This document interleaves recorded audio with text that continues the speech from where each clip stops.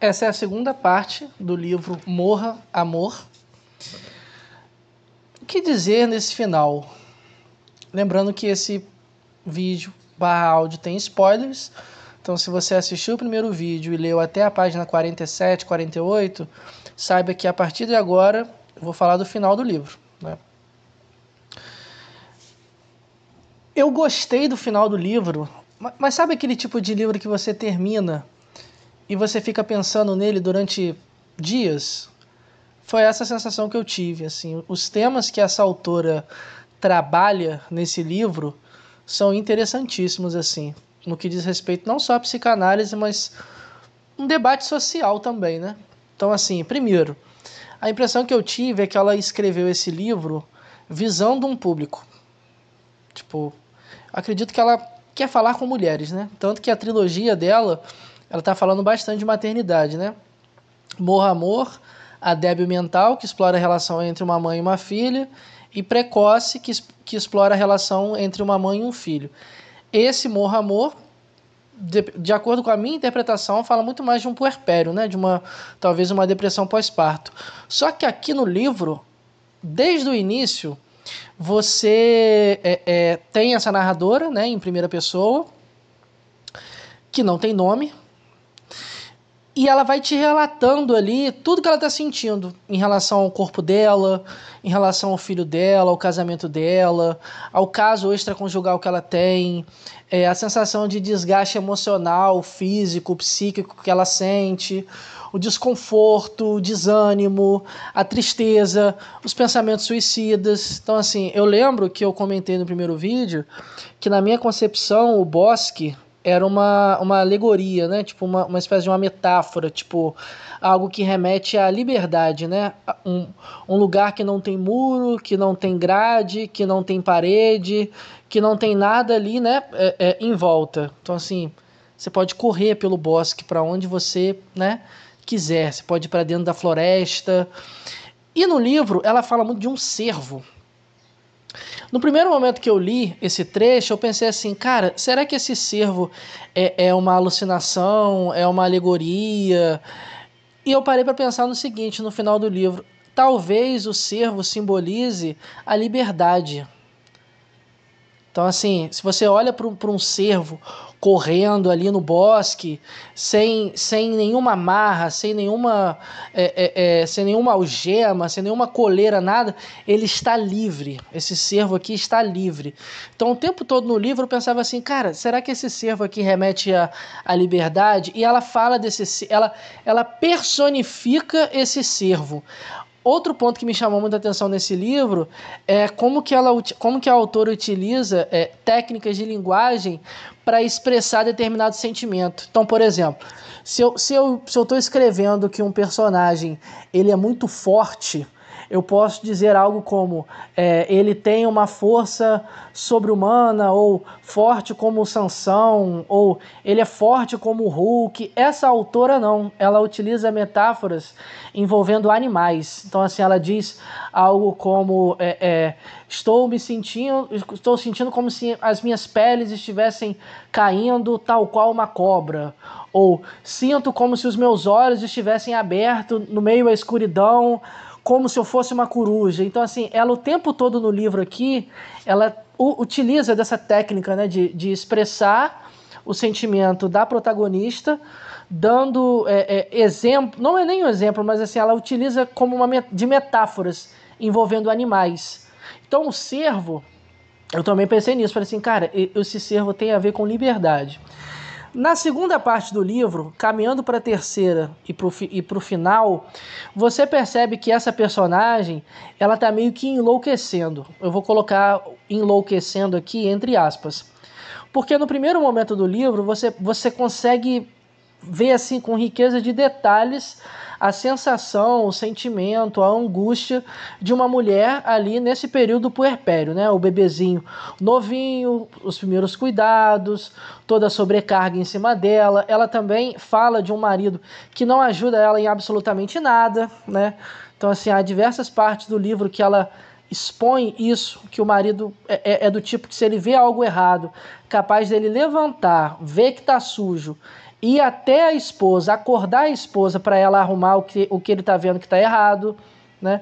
Então o livro ele também trabalha esse tema, que é o seguinte, e aqui também há várias esferas, né? Há várias camadas dentro desse assunto, que é o seguinte: muitas das vezes o homem, né, o parceiro ali com a sua parceira, com o bebezinho, ele não a palavra não é nem ajuda, você vê como que é algo enraizado, né? O filho é dele também, mas esses primeiros cuidados, muitas das vezes o homem não participa, como dar banho, trocar a fralda, colocar para dormir, colocar a comida, acordar de madrugada, fazer uma mamadeira, um mingau, entende? Então, esses cuidados, na maioria das vezes, são reservados, entre aspas, né, somente à mulher. Então, é muito comum em maternidades você ver a mãe do bebezinho, a mãe da mãe, no caso a avó, e leva a filha para casa para passar os 15 primeiros dias na casa da mãe, sabe? Tipo, dando banho no bebê, com a questão dos curativos. Há toda uma rede de apoio também durante esse período. Aqui no livro, essa personagem não tem rede de apoio nenhuma. Então, assim, ela tem uma sogra e um sogro que morreu. O filho ali, né, o marido dela, não ajuda muito, ela é uma mulher estrangeira, não tem rede de apoio nenhuma. Então, assim, isso também é um dos fatores que, na minha concepção no livro, a autora quer mostrar. Tipo assim, olha, tá vendo como que uma mulher estrangeira... Eu também vejo o estrangeiro aqui como uma metáfora também, né? Tipo, uma pessoa de outro lugar, num país diferente, com pessoas diferentes. Quantas mulheres são estrangeiras nas famílias de seus esposos? Quantas mulheres, tipo assim, conhecem o cara numa cidade, aí casa, o cara vai para outra cidade que a família dele mora lá, e a esposa dele não tem ninguém, não tem nenhuma família, não tem amigo, não tem nada. Então, assim, é uma estrangeira, né? Dentro desse contexto, eu também olhei como se fosse uma metáfora, tipo, uma esposa, mãe estrangeira, numa terra estrangeira, sem rede de apoio nenhuma, com o marido que não ajuda em absolutamente nada, bem aquela ideia do homem que trabalha, entre aspas, fora, coloca, entre aspas, a comida na mesa, não deixa faltar nada, entre aspas, e por isso não vê a necessidade, né, de cuidar também do filho nesses primeiros dias. Então, olha só, temos uma mulher que não tem rede de apoio nenhuma, temos uma mulher estrangeira, aqui como uma metáfora. Temos uma mulher aqui que está em profunda angústia, ela está o tempo todo fantasiando com esse bosque, com a liberdade, né? Um dos pontos que eu também gostei no livro é justamente como que a autora problematiza esses dois lugares, né? Que é o lugar do matrimônio e o lugar da maternidade. O que muitas das vezes a maioria das pessoas acreditam que a mulher se realiza em um desses dois lugares, né? Como mãe e como esposa, ou como mãe e esposa. Aqui não existe qualquer tipo de realização ou satisfação dentro dessa personagem. Muito pelo contrário, existe angústia. Existe uma angústia e uma insatisfação, uma tristeza e uma depressão muito grande, não por ser mãe em si, mas eu acho que o livro ele também aponta para o seguinte, o contexto e o ambiente. Como que o contexto e o ambiente corroboram e muito para o adoecimento mental de muitas mães nesses primeiros dias com o bebezinho. Então, por exemplo, uma coisa é se essa mulher tem uma babá ou duas babás, tipo a Virgínia, uma babá integral. Outra coisa é se essa mulher, por exemplo, tem uma condição financeira de um mês depois de ter o filho, fazer uma lipoaspiração ou uma cirurgia plástica, se essa pessoa tem condição de pagar uma academia, um nutricionista, que tem dinheiro para fazer uma boa dieta, um personal, que tem tempo para fazer um pilates, que não precisa trabalhar. Então, assim, o contexto aqui é super importante também, né? É preciso, eu não vou dizer investigar, mas se você parar para refletir, eu não estou dizendo que mães ricas, quando eu estou falando rica aqui, é rica pra caramba mesmo. Eu não estou dizendo que mães ricas não têm chances de ter depressão pós-parto, mas a chance, no que diz respeito ao contexto, é muito menor. Porque essa sobrecarga aqui, essa mãe que tem alguém para pagar, para fazer ali, entre aspas, entre muitas aspas, o trabalho de mãe, ela não vai passar por isso. Mas é engraçado dizer isso. A maioria das pessoas, se você entra no Facebook, no Instagram, critica exatamente essas cantoras, atrizes, vloggers, influencers, que tem filho e tem babá, tem um monte de gente para cuidar, uma semana depois ou 2 semanas depois já está em Milão ou em Paris ou fazendo publi, o caramba quatro. Mas isso aqui, você não pode retirar o contexto social, assim. E eu percebo que tem muita gente da psicanálise que faz isso, né? Retira o contexto social do problema. É impossível tirar. Então, assim, aqui no livro temos uma mulher que é pobre. Então, assim, se você parar para pensar o número de mulheres pobres que têm depressão pós-parto, é enorme. Não estou dizendo que mulheres ricas não possam ter depressão pós-parto. Mas muito da depressão, não vou dizer muito, mas boa parte, se a gente for olhar a depressão pós-parto aqui, dentro dessa perspectiva de causa e efeito, que é uma visão muito, como é que eu posso dizer, patológica da questão, que não é o que a psicanálise trabalha, o contexto social influencia sim. O contexto familiar influencia sim. A relação que ela tem com o parceiro influencia sim. Por quê? Porque o puerpério, ele é um período que tanto para o homem como para a mulher, no caso parceiros aqui, né, é extremamente difícil. Por quê? Você enquanto pai, você enquanto mãe, não tem tempo nem para você enquanto pessoa. Quem dirá como casal. Então, assim, muitas das vezes os parceiros aqui não se sentem, então, entre aspas, casal, mas como se fossem 2 trabalhadores de uma empresa, de uma fábrica, sei lá, de uma indústria, trabalhando integralmente ali nos primeiros cuidados com outro ser humano, para manter esse ser humano vivo. Então, assim, é um cansaço, é um desgaste muito grande. A mulher também, algumas no caso, né? Não posso generalizar. A libido vai lá no chão. Então, assim, a mulher não tem tanto desejo, entre aspas, de transar com o parceiro, não por uma questão apenas hormonal, né? Que um neuro pode dar explicações muito melhores do que eu. Mas existe um ponto também que é o cansaço. Então, assim, tenta imaginar uma mulher o dia todo amamentando, fazendo comida, tendo que arrumar a casa, cuidando do filho, colocando o filho para dormir, o filho acordando às vezes quando ela vai lavar uma louça ou quando vai varrer a casa e ela não tem ninguém para ajudar ali. Tenta imaginar com que disposição, com que tesão essa mulher vai ter no final do dia para transar com o marido. Ao mesmo tempo, a relação que ela tem com o corpo dela agora é diferente. Como eu disse, ela pode olhar para o corpo dela no espelho, assim como a autora diz aqui no livro, né, As Sobras do Meu Corpo. Esse livro ele trabalha bastante também essa questão, né, do corpo da mulher. Por quê? Porque há uma mulher por trás da mãe. Isso para mim é o ponto principal do livro, assim. Há uma mulher por trás da mãe. Antes de ser mãe, ela é uma mulher. Aqui no livro, o que eu achei interessante foi isso, assim, a autora trabalha a angústia da protagonista, que é mãe e esposa. Ela em momento nenhum está demonizando o matrimônio ou demonizando a maternidade. Muito pelo contrário. O que eu acho interessante é pensar o seguinte: nem toda mulher se sentirá realizada sendo enquanto mãe. Nem toda mulher se sentirá realizada sendo esposa. Há mulheres que não possuem desejo algum de ter filhos. Há mulheres que não possuem desejo algum de serem esposas.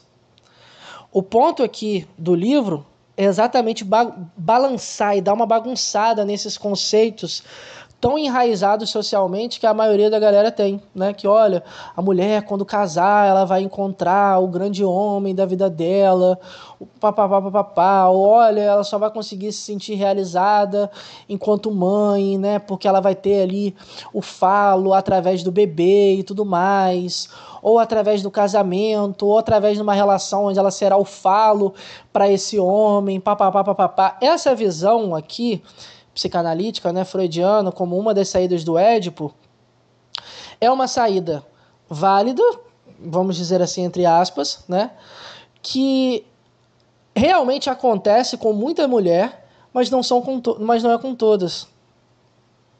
Não é com todas. Tipo, você pode conversar com uma mulher que, tipo, o sonho dela é casar e ela pode ser que sim, pode ser que ela realmente se sinta realizada enquanto esposa, né? Mas pode ser que não também. Então, assim, basta você encontrar, por exemplo, vídeos no Facebook ou no Instagram daquela galera entrevistando gente na rua e perguntando assim, qual é a sua profissão? Aí a mulher fala com o maior orgulho, eu sou do lar. Eu sou esposa e sou do lar, né?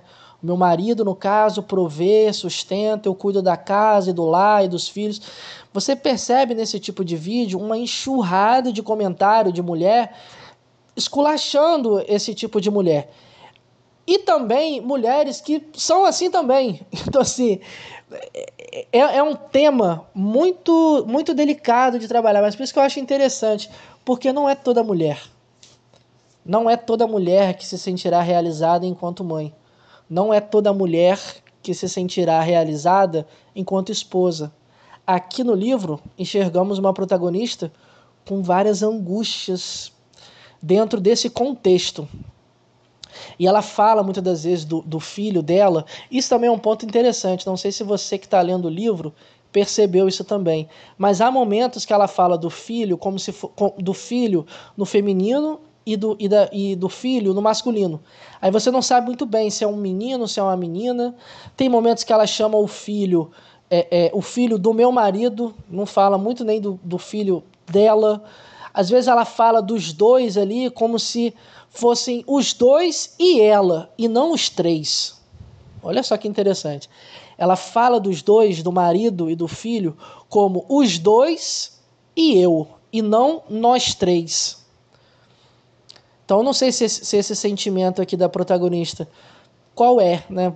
Talvez você sendo mulher, né, que tem filho, que já teve filho durante esse períodozinho, que não é fácil e passou pelo que a protagonista passou, vai conseguir responder melhor do que eu. Mas assim, no livro, isso me chamou muita atenção. Como que a autora trabalha a angústia dessa protagonista e como que ela dá uma balançada, sabe, no leitor, do tipo, olha só, tá vendo? Ela é mãe, esposa, tá aqui no puerpério sem rede de apoio nenhuma, não se sente realizada, entre aspas, enquanto mãe.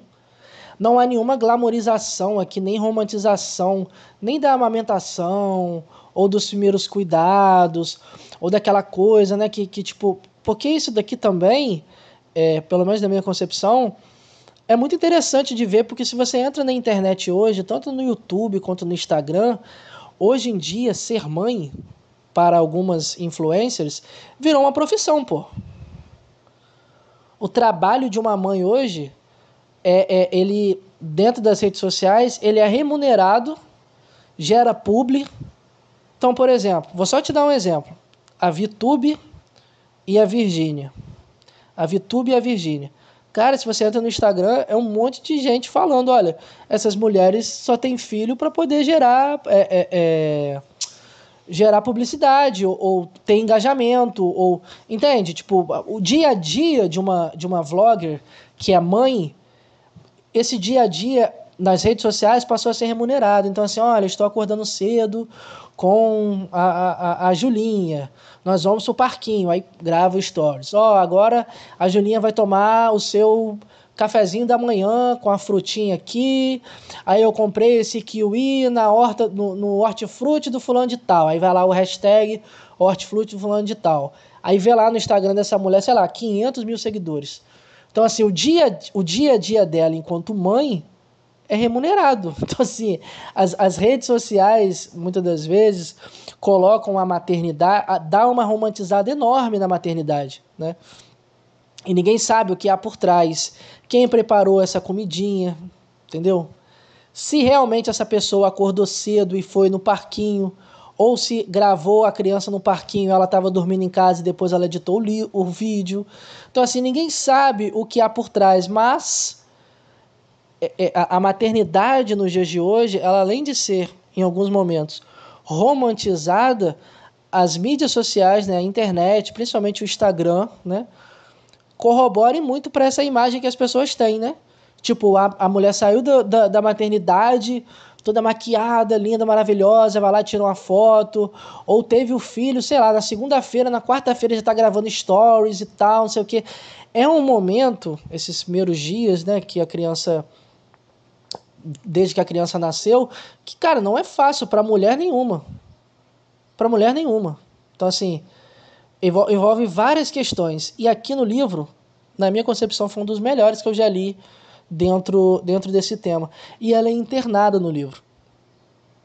No finalzinho do livro, assim, nas últimas páginas, ela é internada compulsoriamente. Então, assim, você vê que essa protagonista, ela começa o livro com tristezas e angústias manifestadas, digamos assim. Você fica às voltas com essa possibilidade dela ter depressão pós-parto, mas há aqui uma internação, ela é internada. Ela, entre aspas, ela enlouquece.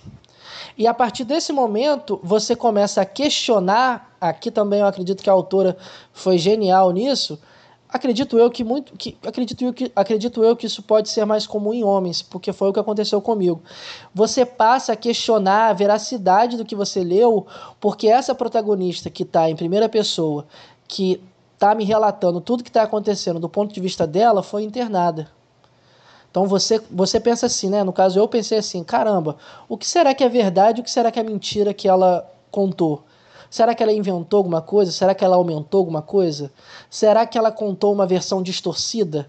E tem uma parte que ela tá na praia, né, junto com o marido dela, que ela levanta a sunga do marido dela, depois de ver uma ereção ali na cabeça dela. Ele tá sonhando com alguma coisa que não é, com alguma cena, com alguma mulher que não é ela.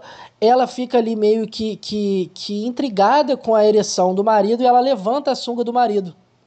E ela está em público, numa praia ali com crianças, com uma senhora ali por perto que diz isso para ela, olha, existem lugares para você fazer isso. Só que essa cena, quem está relatando é ela. Não sabe ao certo como que realmente aconteceu. Se ela foi internada depois desse episódio, talvez como um atentado ao pudor, ou se foi outro episódio. Porque há momentos no livro também que isso também me chamou a atenção. Ela, por mais que ela se queixe, por mais que ela tenha angústias, tristezas, em nenhum momento no livro aparece ela maltratando a criança. Em nenhum momento aparece ela maltratando essa criança. E há um momento que ela vê a criança engatinhando perto da fogueira, eu acho, da lareira, e ela acaba queimando a mão. E o marido dela tá perto. Ela fica olhando, entendeu?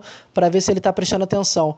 Apesar dessa personagem ter esses comportamentozinhos sádicos de bater nos outros, de, né, causar sofrimento em pequenos animais ou insetos e tudo mais, não é uma protagonista que você sente raiva dela ou ódio dela, mas essa sacada final aqui da autora de interná-la, né, faz com que o leitor questione e coloque naquele lugar que é o seguinte, a figura da mulher maluca. Percebe? Tipo, olha, será que tudo que ela falou aqui é verdade? Tipo, toda narrativa feita em primeira pessoa dessa protagonista, a partir desse momento você passa a questionar tudo que você leu.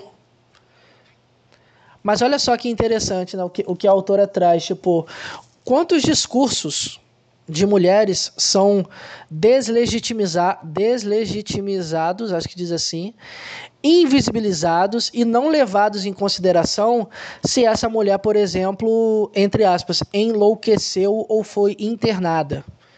Essa figura da mulher louca, ela é descredibilizada, o discurso dela é descredibilizado, o sofrimento dela é descredibilizado.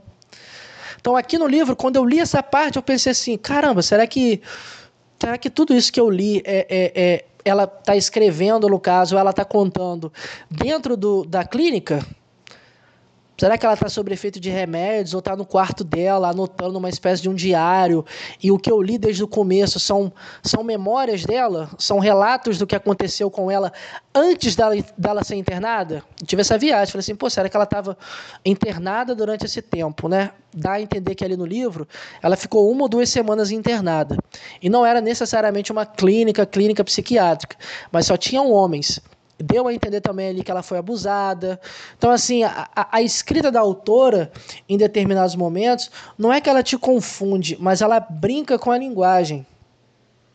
Ela brinca com a linguagem, então foi algo que eu pensei, poxa, será que o que eu li desde o começo é essa protagonista contando do manicômio, não é um manicômio, né, mas da clínica, o que ela passou até chegar a esse ponto? Será que é isso? Será que a história que ela está me contando aqui, ela está contando dentro dessa clínica? Como quem diz, olha, foi isso daqui que me levou até aqui. Aí ela sai, né, da clínica, depois, é um dos pontos também é um dos mais emocionantes para mim, que é o seguinte, ela está com muito mais saudade de ver a praga do cervo do que o marido e o filho.